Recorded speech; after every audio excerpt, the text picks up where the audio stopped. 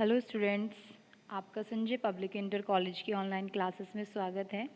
तो आइए आज हम स्टार्ट करते हैं आपका नेक्स्ट चैप्टर, जिसका नाम है वंशागति का गुणसूत्रीय आधार एवं मानव आनुवंशिकी। In English, chromosomal basis of inheritance and human genetics. Start करते हैं। मनुष्य में लिंग सहलगन वंशागति। सहलगन का मतलब क्या होता है? साथ में चलना, यानी कि गुणसूत्र है, गुणसूत्र के साथ में, जैसे कि वंशागति या आनुवांशिक का क्या मतलब होता है? जो माता पिता के गुण होते हैं वो पीढ़ी दर पीढ़ी एकांतरण होते हैं, ट्रांसफ़र होते हैं। तो उसी तरीके से उन जीन्स के थ्रू भी अगर किसी को कुछ बीमारी है तो वो बीमारी भी ट्रांसफ़र होगी, जिसको हम बोलते हैं सहलगन, यानी कि साथ में लेकर चलना, सहलगन। मनुष्य में लिंग सहलगन वंशागति। मानव में लिंग सहलगन लक्षण के जीन गुणसूत्र अर्थात 23वीं जोड़ी के गुणसूत्र पर निर्भर होते हैं। जो 23वीं जोड़ी गुणसूत्र होता है उसी से पता चलता है। जैसे जो न्यू बॉर्न बेबी होता है ना, तो उसमें ये जो लास्ट वाला गुणसूत्र होता है, 23वां जोड़ी जो गुणसूत्र होता है, वही डिपेंड करता है कि बेबी गर्ल होगी या बेबी बॉय होगा। जो 23वां जोड़ी गुणसूत्र होगा, अगर वो XX होगा तो बेबी गर्ल, अदरवाइज अगर XY होगा तो बेबी बॉय। तो 23वें जोड़ी गुणसूत्र पर ही ये सब निर्भर करता है, और इन्हीं की सहायता से लिंग गुणसूत्र से आनुवांशिक लक्षण और बीमारी उत्पन्न होती हैं। आनुवांशिक गुण ही सहलगन वंशागति को निर्धारित करते हैं। तो ये जो 23वां जोड़ी गुणसूत्र होता है उसी पर ये सारी चीज़ें डिपेंड करती हैं, उसी के थ्रू ये पीढ़ी दर पीढ़ी एकांतरण होती है। लिंग सहलगन वंशागति की खोज TH मॉर्गन ने 1910 to 11 1910 से 11 के बीच में ड्रोसोफिला में की थी। इन्होंने बताया कि लिंग सहलगन लक्षणों को 3 श्रेणी में बांटते हैं। तो इसकी खोज किसने की थी? TH मॉर्गन ने 1910 से 11 के बीच किसमें? ड्रोसोफिला में की। इन्होंने बताया कि लिंग सहलगन लक्षण जो होते हैं उनको हम 3 श्रेणी में डिवाइड करते हैं। नंबर फर्स्ट इज X सहलगन गुण, एंड सेकेंड Y सहलगन गुण, एंड थर्ड इज XY सहलगन गुण। X सहलगन गुण जो X के थ्रू आगे ट्रांसफर होंगे, Y सहलगन जो Y के थ्रू ट्रांसफर होंगे, एंड XY सहलगन जो दोनों के सहायता से आगे ट्रांसफर होंगे। तो हम फर्स्ट पढ़ेंगे, स्टार्ट करते हैं। नंबर फर्स्ट इज X सहलगन गुण। ये क्या होते हैं? देखिए जरा। इन लक्षणों के जीन X गुणसूत्र के खंडों पर उपस्थित होते हैं। किसके खंडों पर? X, क्योंकि हम किसकी बात कर रहे हैं? X की बात कर रहे हैं, तो किस पर उपस्थित होंगे? X पर। इन लक्षणों के जीन X गुणसूत्र के खंडों पर उपस्थित होते हैं, और ये जीन पुत्रियों में माता एवं पिता दोनों से तथा पुत्रों में केवल माता से आते हैं। जो पुत्री होंगी उनमें तो माता और पिता दोनों से ही होंगे, क्योंकि पुत्री का क्या होता है? X होता है, और जो फादर के पास एक X होता उससे आते हैं। लेकिन पुत्रों में केवल माता से आएंगे, पुत्र के अंदर सिर्फ माता से आएंगे। अब हम बात करते हैं Y सहलगन गुण की। इसमें क्या होता है? इन लक्षणों के जीन Y सहलगन गुणसूत्र के खंडों पर उपस्थित होते हैं। हम Y की बात कर रहे हैं तो वो Y सहलगन के खंडों पर उपस्थित होंगे। ऐसे लक्षण केवल पुरुषों में मिलते हैं, क्योंकि Y सिर्फ किसके पास होता है? पुरुष के पास होता है। फीमेल्स में सिर्फ X और X होता है, और मेल में XY दोनों होते हैं। तो इसीलिए ये गुण सिर्फ किसके पास मिलेंगे? पुरुष के पास। ऐसे लक्षणों के जीन पिता से पुत्र में पीढ़ी दर पीढ़ी वंशागत होते हैं। पिता के पास मिलते हैं और पिता से ही पुत्र में पीढ़ी दर पीढ़ी एकांतरण या वंशागत होते हैं। आइए हम आपको नोट में कुछ बताते हैं। जब केवल Y लक्षण के जीन पिता से पुत्र में जाते हैं तो इन्हें होलैंड्रिक जीन कहते हैं। क्या कहते हैं? Holandric gene. जब Y लक्षण के जो गुण होंगे या Y लक्षण के जो जीन होंगे वो पिता से किसके अंदर जाएंगे? पुत्र के अंदर जाएंगे, तो हम उनको होलैंड्रिक जीन कहते हैं। फादर से सन के अंदर जाएंगे तो हम उनको होलैंड्रिक जीन कहते हैं। और इन्हीं जीन की सहायता से पुत्रों में बालों की संख्या पुत्री से अधिक होती है। जो मेल होते हैं, आपने देखा उनकी पूरी बॉडी पर hair growth according to girls ज़्यादा होती है, तो पुत्रियों से ज़्यादा होगी। ठीक है, X और Y आपको समझ आया। नेक्स्ट हम स्टार्ट करेंगे अब XY सहलगन गुण। ठीक, इन लक्षणों के जीन X तथा Y दोनों गुणसूत्र पर मिलते हैं। X और Y दोनों गुणसूत्र पर मिलते हैं और इन लक्षणों के जीन पुत्र तथा पुत्रों में बराबर हो जाते हैं। इन्हें अधूरा लिंग सहलगन लक्षण भी कहते हैं, क्योंकि दोनों में हाफ हाफ मिलते हैं तो इसलिए इनको अधूरा लिंग सहलगन लक्षण भी कहते हैं। और इन्हीं की सहायता से लिंग सहलगन रोग यानी कि वर्णांधता, जिसे इंग्लिश में हम क्या बोलेंगे, कलर ब्लाइंडनेस तथा हीमोफीलिया, पीढ़ी दर पीढ़ी वंशागत होते हैं। इन रोग को वंशागत रोग भी कहा जाता है। इनकी वंशागति पीढ़ी दर पीढ़ी होती रहती है। अगर XY सहलगन गुण होंगे उसमें क्या होता है, इससे दो प्रकार के रोग होते हैं जिनको हम क्या बोलते हैं, वंशागत रोग। जिसको पहला रोग क्या होगा, वर्णांधता, in English colour blindness, and second is haemophilia. ये दो प्रकार की डिजीज होती है जो पीढ़ी दर पीढ़ी एकांतरित होती रहती है। ये किसके थ्रू होती है, लिंग सहलगन रोग होते हैं। दो लिंग सहलगन रोग होते हैं, कौन कौन से, नंबर फर्स्ट इज वर्णांधता और सेकेंड हीमोफीलिया। आइए इनके बारे में पढ़ेंगे, क्या कलर ब्लाइंडनेस होता है, वर्णांधता क्या होता है, क्या हीमोफीलिया होता है, वो हम आपको बताएंगे। ये दोनों लिंग सहलगन रोग हैं जो पीढ़ी दर पीढ़ी एकांतरित होते रहते हैं। ठीक है, लिंग सहलगन वंशागति से उत्पन्न रोग, यानी कि लिंग सहलगन वंशागति से उत्पन्न रोग कौन से रोग, मैंने अभी आपको पीछे बताया दो रोग कौन से होते हैं, वर्णांधता और हीमोफीलिया। तो आपकी हेडिंग है लिंग सहलगन वंशागति से उत्पन्न रोग। तो आप बता सकते हो कौन से दो रोग हैं, नंबर फर्स्ट इज वर्णांधता एंड सेकेंड इज हीमोफीलिया। तो पढ़ेंगे, लिंग सहलगन वंशागति से दो आनुवांशिक रोग उत्पन्न होते हैं जो कि आपको पता है, नंबर एक वर्णांधता colour blindness and second haemophilia. ये दो रोग कौन से हैं, लिंग सहलगन रोग। तो हम पहला वाला रोग पढ़ते हैं। पहला क्या है, कलर ब्लाइंडनेस। इसको आपको हेडिंग से ही समझ में आ रहा होगा। कलर ब्लाइंडनेस मतलब कलर में विभेद करना, डिफरेंस करना। कलर में डिफरेंस समझ में नहीं आता, ठीक है। इसके अंदर लाल और हरा दो कलर होते हैं, दोनों में डिफरेंस नहीं समझ में आता। तो इसलिए इसके नाम से ही, इसके हेडिंग से ही आप बता सकते हैं कलर ब्लाइंडनेस मीन्स के कलर समझ में नहीं आना, कलर में डिफरेंस नहीं कर पाना, ये बीमारी होती है जिसको हम क्या बोलते हैं, कलर ब्लाइंडनेस और वर्णांधता। आगे पढ़ते हैं। होनर, होनर ने 1876 में सर्वप्रथम यह पता लगाया कि कुछ व्यक्ति लाल व हरे रंग का भेद नहीं कर पाते।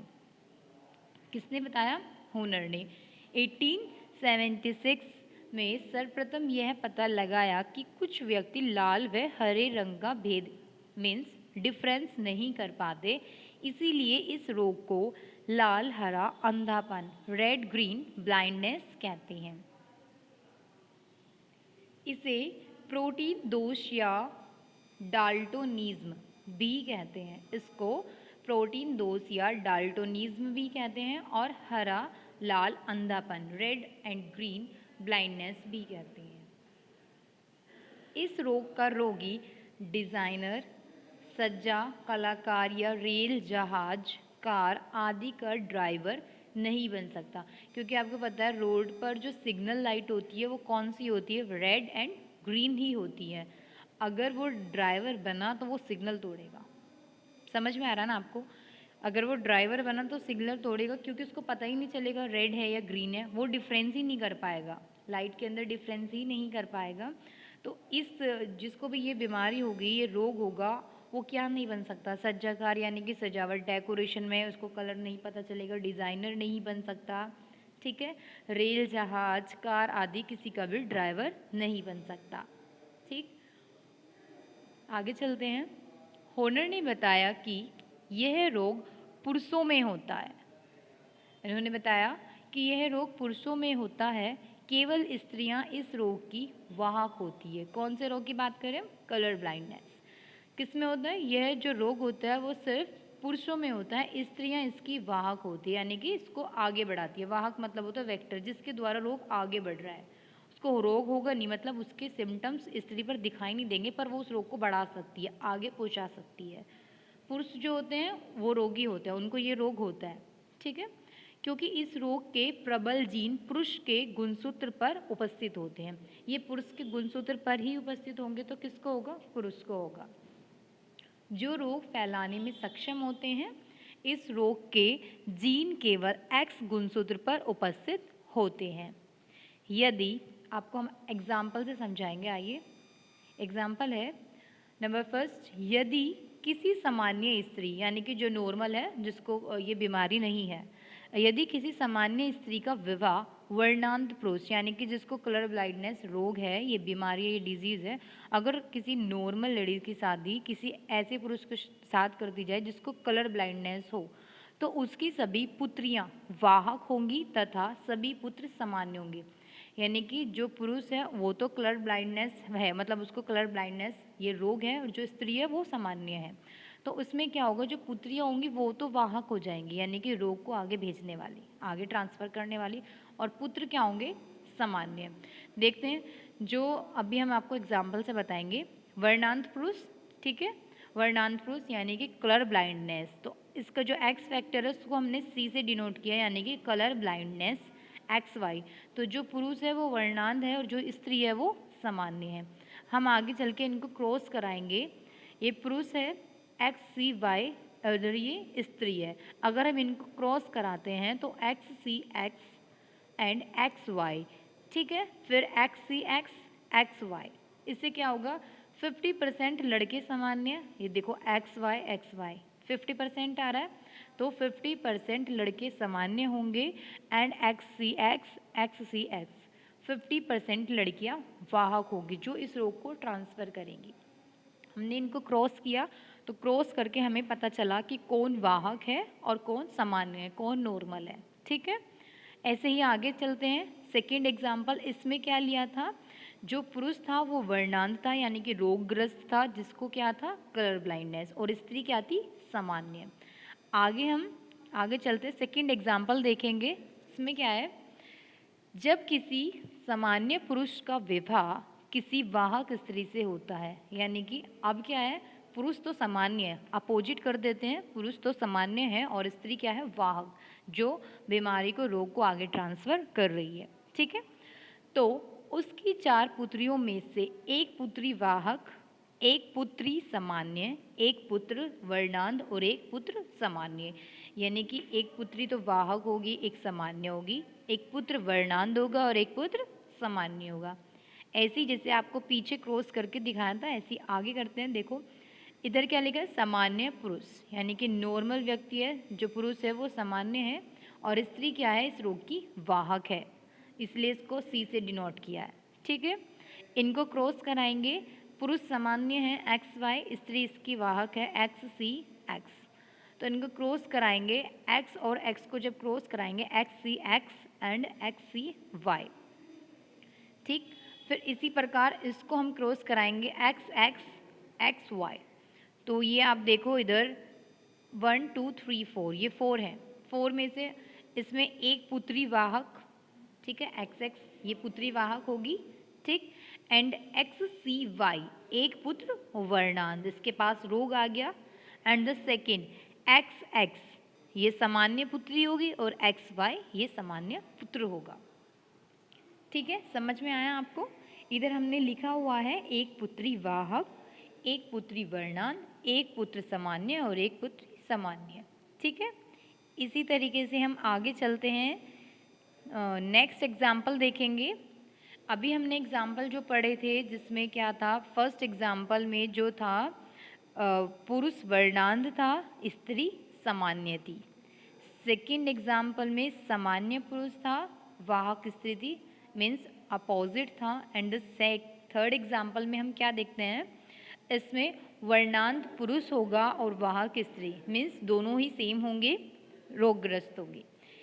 नंबर थर्ड एग्जाम्पल है आपका, यदि किसी वाहक स्त्री का विवाह वर्णांध पुरुष से हो जाता है तो उसकी उत्पन्न संतानों में से एक पुत्री वर्णांध, एक पुत्र वर्णांध तथा एक पुत्री वाहक तथा एक पुत्री सामान्य, ठीक है। आइए इसी तरह इनको हम क्रॉस कराते हैं। वर्णांध पुरुष और वाहक स्त्री।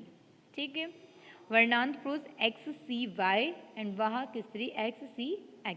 इनको हम क्रॉस कराएंगे, ये वर्णांत पुत्र है XCY और ये XCX। जब हमने इनको क्रॉस कराया तो हमने क्या देखा, नंबर फर्स्ट XCXC यानी कि एक पुत्री वर्णांत, इसके दोनों एक्स फैक्टर पर C आ गया तो ये पुत्री क्या हुई, वर्णांत। ठीक, नेक्स्ट चलते हैं XCY, ये पुत्री क्या हुई, वाहक। इसका एक्स फैक्टर जो है वो रोग को आगे ट्रांसफर कर रहा है तो ये पुत्री इसकी वाहक होगी। नेक्स्ट है XCX। ठीक है, इसमें क्या होगा, ये भी क्या होगी, वाहक होगी।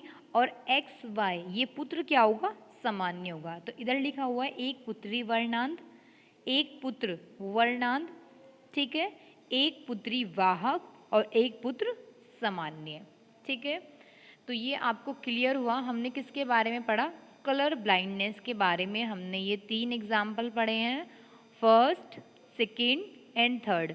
मैं फिर से आपको रिपीट कर देती हूँ। फर्स्ट में आपने क्या देखा है, फर्स्ट में जो है वर्णांत पुरुष है और सामान्य जो है स्त्री है। इसमें 50% लड़के सामान्य थे और 50% लड़की वाहक थी। एंड द सेकेंड इज, इसमें सामान्य पुरुष है और वाहक स्त्री है। फर्स्ट वाले का अपोजिट है जिसमें एक पुत्री वाहक, एक पुत्री वर्णांत, एक पुत्र सामान्य और एक पुत्री सामान्य। नेक्स्ट इज थर्ड, वर्णांत पुरुष और वाहक स्त्री। इसमें हम दोनों को सेम लिया है। इसमें एक पुत्री वर्णांत, एक पुत्र वर्णांत, एक पुत्री वाहक और एक पुत्र सामान्य। तो हमने ये किसके बारे में बात की थी, कलर ब्लाइंडनेस, वर्णांतता के बारे में 2 रोग पढ़े थे हमने, कौन कौन से, वर्णांतता और हीमोफीलिया। तो फर्स्ट इज कंप्लीट, वो आपका कंप्लीट हो गया है। अब हम सेकंड के बारे में पढ़ते हैं। सेकंड है हीमोफीलिया। हीमोफीलिया क्या होता है देखते हैं। यह भी मनुष्य का एक लिंग सहलगन रोग है। जैसे कलर ब्लाइंडनेस से मनुष्य का लिंग सहलगन रोग है, यानी कि अगर किसी के माता पिता के अंदर ये रोग है तो आगे उनके संतानों में या फिर उनकी भी संतानों में ये रोग ट्रांसफर होगा, यानी कि लिंग सहलगन, लिंग के थ्रू पीढ़ी दर पीढ़ी पहुंचाया जाएगा। जैसे पीढ़ी दर पीढ़ी गुण एकांतरित होते हैं, माता पिता के गुण बच्चों के अंदर आते हैं, वैसे ही रोग में भी ऐसा ही होता है। रोग भी ऐसे पीढ़ी दर पीढ़ी एकांतरित होते रहते हैं, ट्रांसफर होते रहते हैं। ऐसे ही ये सेकंड रोग है जो लिंग सहलगन रोग है। इस रोग में व्यक्ति को चोट लग जाने पर उसका रुधिर लगातार 24 घंटे तक बहता रहता है, जिस कारण लगातार रुधिर बहने से मनुष्य में रुधिर की कमी हो जाती है। इस रोग को रक्तस्रावण रोग भी कहते हैं, यानी कि रक्त लगातार बहता रहेगा तो इसको हम क्या बोलेंगे, रक्तस्रावण रोग। एक सामान्य व्यक्ति को चोट लगने पर 5 से 6 मिनट बाद रुधिर स्कंदन की क्रिया होने लगती है, यानी कि रुधिर का थक्का बन जाता है, उधर से घाव थोड़ा सा सूखने लग जाता है। मगर अगर किसी को ये चोट मतलब ये रोग है, हीमोफीलिया है, तो उसमें क्या होगा, रुधिर का थक्का नहीं बनेगा और 24 घंटे तक ब्लड का सप्लाई होता रहेगा, ब्लड निकलता रहेगा। ठीक है, थक्का नहीं जम पाता। एक सामान्य व्यक्ति को चोट लगने पर 5 से 6 मिनट बाद रुधिर स्कंदन की क्रिया होने पर रुधिर का थक्का जम जाता है, लेकिन हीमोफीलिया में यह प्रक्रिया नहीं होती। अगर कोई हीमोफीलिया ग्रस्त मनुष्य है तो उसके अंदर यह प्रक्रिया नहीं होगी। इस रोग को सबसे पहले इंग्लैंड की महारानी विक्टोरिया उनके अंदर देखा गया था, क्योंकि इस रोग के जीन स्त्रियों के एक्स गुणसूत्र पर उपस्थित होते हैं और पुरुष केवल वाहक होते हैं। जैसे अभी हमने क्या पढ़ा था, कलर ब्लाइंडनेस पढ़ा था, उसमें क्या था, पुरुष रोगी होते हैं और स्त्रियां वाहक होती हैं। इधर उसका अपोजिट है, यहाँ पुरुष वाहक हैं और स्त्रियां रोगी, उनके एक्स गुणसूत्र पर इसके जीन्स यानी कि हीमोफीलिया के जीन्स उपस्थित होते हैं। इसके एग्जाम्पल को देखते हैं, हम एग्जाम्पल में पढ़ेंगे। यदि किसी सामान्य पुरुष की शादी हीमोफीलिया ग्रस्त स्त्री से हो जाती है तो उसकी संतानें निम्न प्रकार की होंगी। ठीक है, फर्स्ट एग्जाम्पल है हीमोफिलिक स्त्री एंड सामान्य पुरुष। हीमोफिलिक इसको किससे डिनोट करेंगे, H से। जहाँ वाहक होता है वहाँ एक ही फैक्टर पर हम H लिखेंगे और जहाँ रोग से ग्रस्त होगा वहाँ दोनों एक्स फैक्टर पर आप H देख रहे हैं। ठीक है, और पुरुष क्या है, सामान्य है, एक्स वाई, इधर कोई एच नहीं क्योंकि वो सामान्य है। तो स्त्री जो है रोगग्रस्त है, जो हीमोफिलिक है, इधर हम लिखेंगे एक्स एच और इधर लिखेंगे एक्स वाई। आपस में हम इनको क्रॉस कराएंगे तो आपको दिख रहा है X H X H H Y X H Y. इनको हम क्रॉस कराएंगे तो दो पुत्री वाहक और दो पुत्र वाहक। वाहक किस लिए, अगर रोगग्रस्त होते तो दोनों पर एच आता, ठीक है, एक पर एच आए दैट मीन्स वो वाहक है, उस रोग के वाहक हैं। तो एक्स एच वाई दो पुत्र वाहक, एक्स एच एस दो पुत्री वाहक। ये आपका फर्स्ट एग्जाम्पल हुआ। सेकेंड एग्जाम्पल में देखते हैं, यदि किसी वाहक पुरुष की शादी सामान्य स्त्री से हो जाती है तो इस बार स्त्री सामान्य होगी और पुरुष क्या होंगे, वाहक। तो उसकी संतानें निम्न प्रकार होंगी। एग्जाम्पल देखिए, वाहक पुरुष है, स्त्री सामान्य है, तो H फैक्टर X पर आया, Y X आपस में हम क्रॉस करेंगे एक्स एक्स। क्रॉस करने पर देखो XH X and X H Y.